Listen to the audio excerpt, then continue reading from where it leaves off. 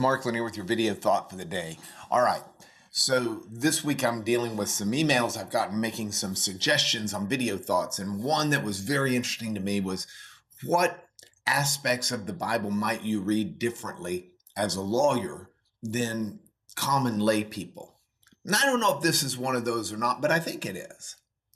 And I want to give you a passage that I can't quote to you. I can't even read it to you because it's too long. It's the entire Old Testament book of Deuteronomy.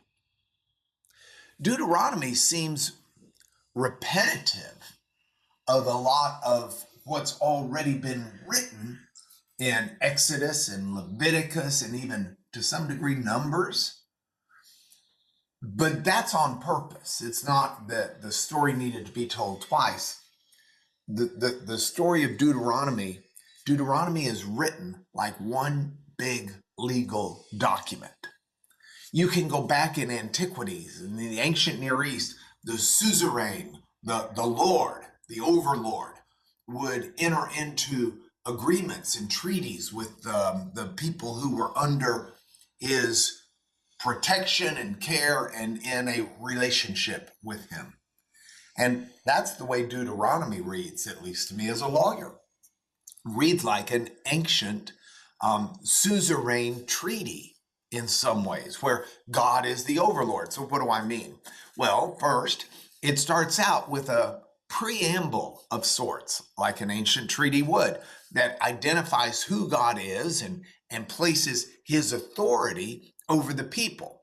And if you look at the very beginning of Deuteronomy in chapter 1, you get Moses kind of setting the scene in the first 4 or 5 verses, but then starting with verse 6, God is quoted as speaking to the people saying, I want you to turn, take your journey, go here, go there. I've set the land before you. You go in, you take possession of the land that I have already sworn to give to your forefathers. This sets up God's authority as the suzerain. And it's important because when you get to the actual terms of the agreement, you've got first God's faithfulness being recounted for a number of different chapters. But then you've got the covenant obligations of the people. God's done this, the people will do that. If the people err, you've got the consequences for their failure to follow through. The whole thing is set up like a legal treaty and a covenant and an obligation.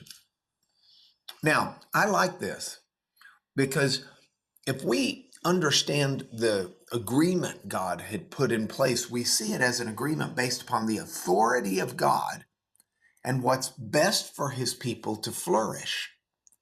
This isn't some treaty of a despot who is just out to keep people under his thumb.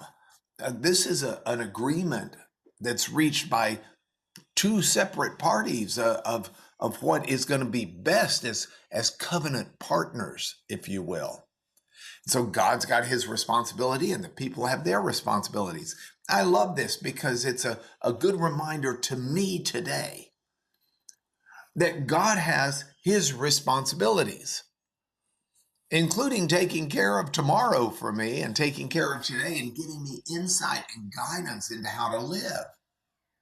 Then I've got my responsibility. My responsibility is to live as he tells me to live and trust him to take care of tomorrow. It's an interesting concept. It's one that seems like legal common sense to me, but I've tried to break it out and make it your video thought for the day.